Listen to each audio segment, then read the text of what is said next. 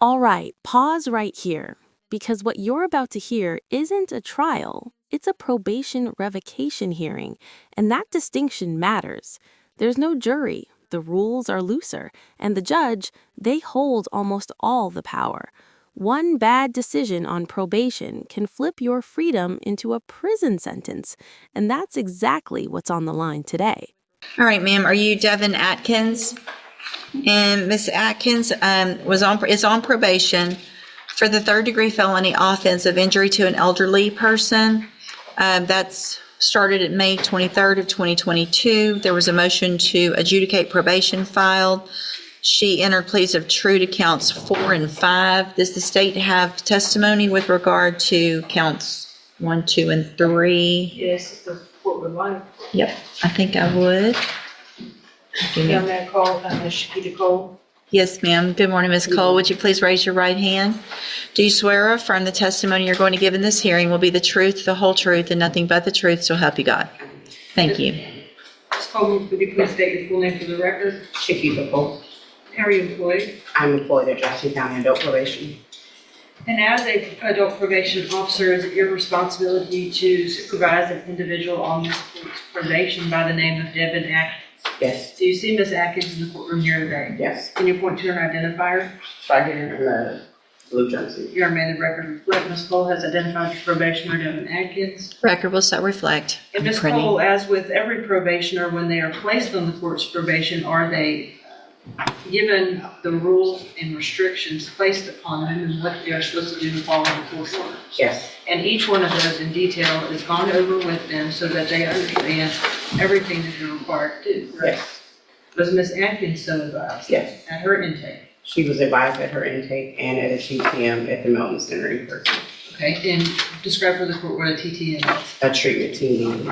Okay, so in your opinion, Ms. Cole, as her probation officer, was Ms. Atkins fully apprised and aware of what she was required to do on probation? Yes, And were in fact a majority of those things intended to help her? yes, Was she advised that she was to report to the Community Supervision Department when directed by yourself and the court? yes, And did Ms. Atkins, based on your review of the file, fail to do that on multiple dates, including but most likely not limited to November 4th of 2024, November 19th of 24, and, and was that in violation of her probation order? yes, Did you address that with her and inform her, it is important to report if you have something come up, you need to let me know? yes. And did she do that? No.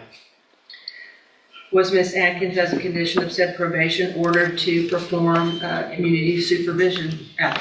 Yes, And and to report those to you? yes. Obviously, if you do not know that she has completed them, even if she has, is that a violation of her probation? Yes, To your knowledge, based on your review of her file and your supervision of her, did she either complete the hours or immediately report to you? Sorry, I'm reading that one. Mhm. No wonder everyone's looking at me. I was about to say- I know, I was about to, Community service.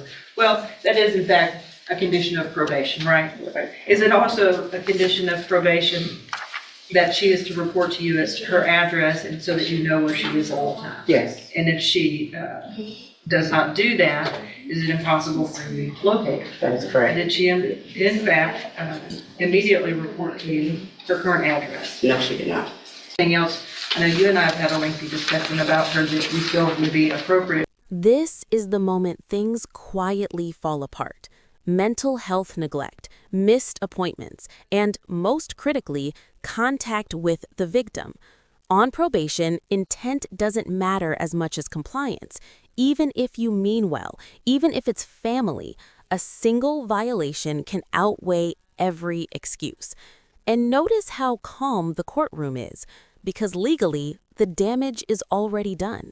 For the court to know in conjunction with your testimony and your updated PSI. The main thing is her mental health. She refuses to address that. We've made appointments for her with Spinal Tap and she didn't attend the appointments. She's 100% when she was out unmedicated. So that kind of interfered with her completing her services. And she maintained contact with the victim in the case. So that part, her grandmother was trying to be there for her because of the mental health difficulties. And that's the main thing that we were trying to get her to address. Okay. Can I address anything? In a minute. Mr. Lewis, do you have any questions? Hold on, ma'am. You're going to get an opportunity, okay? Mr. Lewis, do you have any questions of Ms. Cole? Just briefly, during your supervision of Ms. Atkins, were you able to supervise her at points when she was on her medication and not on her medication? The entire time she has not been on her medication. So she's been unmedicated this entire time? Yes, during sir. your supervision? Okay. Anything else? Nothing else. All right. Thank you, Ms. Cole. Any other witnesses with regard to the allegations? Based on the testimony,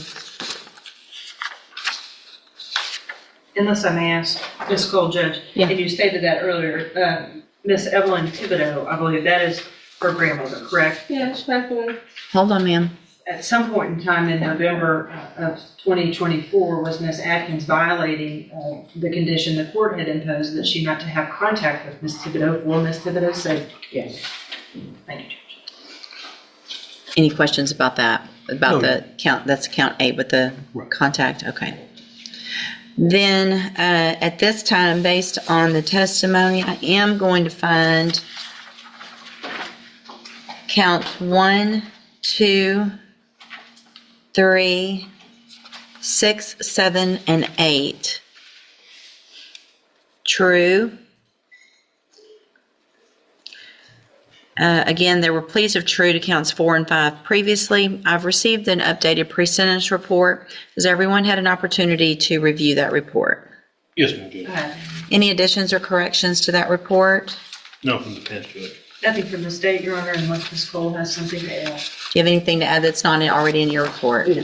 So the main thing I want to make sure, Ms. Cole, I have a notation here to ask is, you guys were aware of mental health issues and had opportunities for Ms. Atkins to participate in mental health services. Is that correct? I made the appointments myself for her.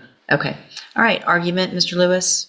Well, Judge, I think definitely from the updated PSI we have, as well as I think there was some issues from the jail. If you look at those issues and activity, I think that goes directly to her mental health state.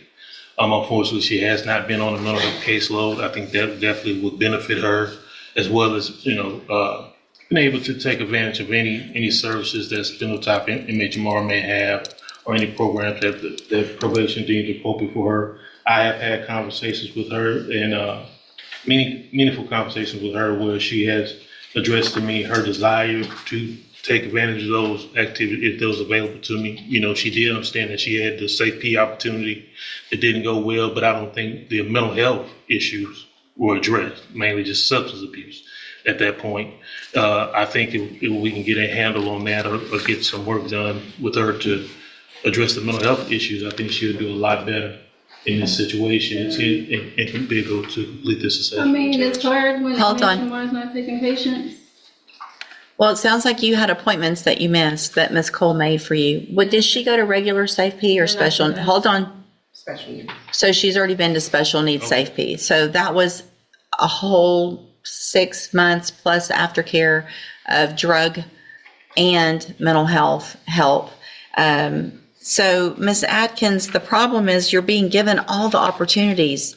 Yeah, but like I said, I don't know if I told you, I had an appointment in Port Arthur because I cannot get into Bowman. They're not taking new patients. So you had an appointment that Ms. Cole set for you, at least one, how many? Yeah, but it's not for medicine. It's for psycho. I'm not a psycho. I don't have those problems.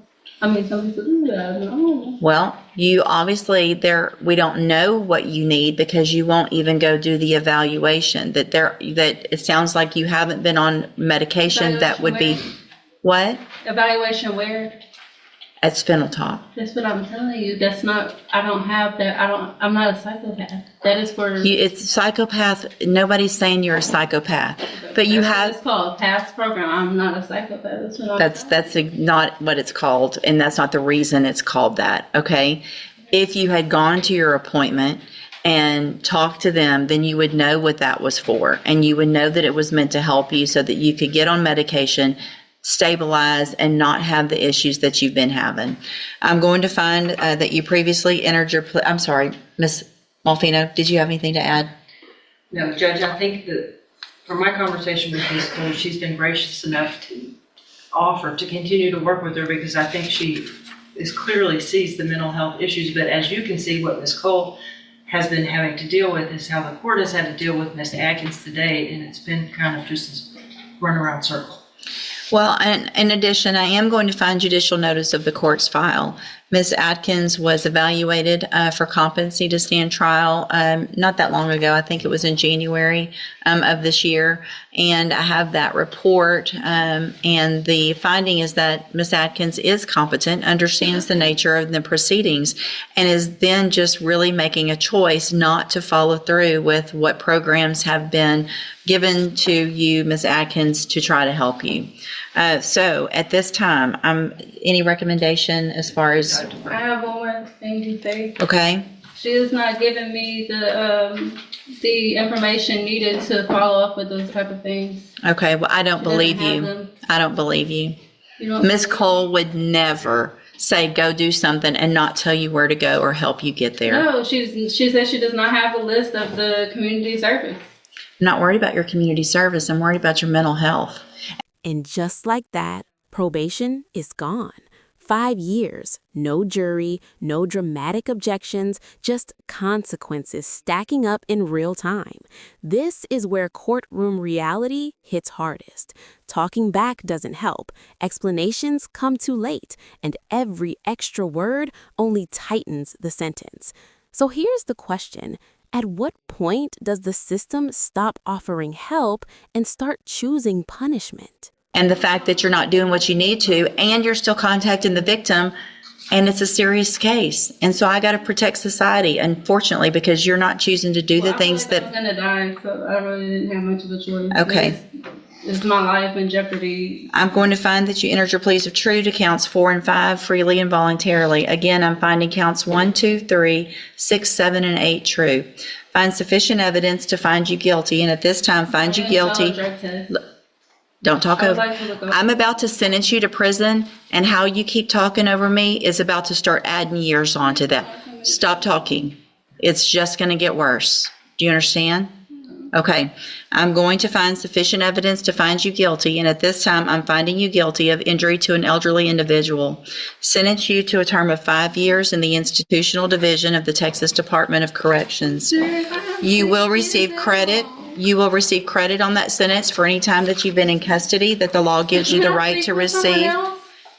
No, I'm telling, like she thought, like I could not get up there. I'm going to hand you the trial court certification that shows this I would was, like to speak to a detective. this was not an agreement, and so you waived your right to said appeal. I need you to sign that with I gave you her. hospital papers. I gave her everything. I'm also I had handed a you, doctor's appointment and everything. That's what I'm I've got telling 5 you. more years that I could add on to that. Oh, man. I can give you up to 10. Have 'em. You need to stop talking so I can finish what I need to do, okay? I'm telling you, I'm not guilty. That's what I'm telling you. I did not have a choice. I went to the hospital and everything. I'm handing you a 3 written times. admonishment regarding your ineligibility to possess a firearm or ammunition.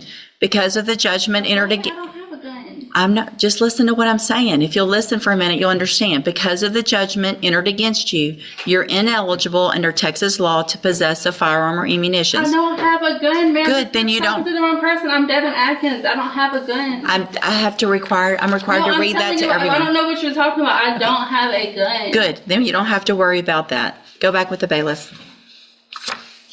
Thank you.